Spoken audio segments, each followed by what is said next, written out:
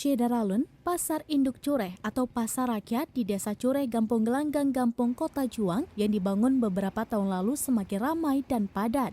Pasar mulai ramai sekitar pukul 5 waktu Indonesia bagian Barat.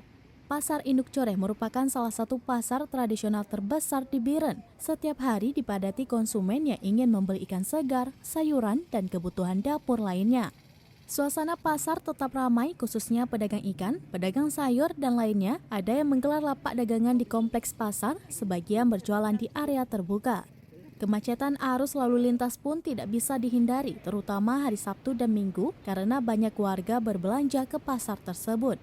Pada Rabu 24 Agustus 2022 lalu, PJ Bupati Biren, Dr. Aulia Sofyan PhD, sekitar pukul 6 waktu Indonesia bagian Barat, mengunjungi pasar tersebut dan melihat secara dekat kondisi pasar.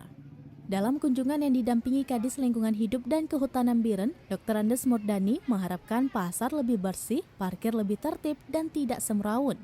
PJ Bupati mengharapkan semua pihak, mulai dari para pedagang, pengelola pasar, dan juga masyarakat sama-sama menjaga kebersihan dan mencegah semrawutnya pasar. Dari Biren, Yusmandin Idris, Serambi On TV.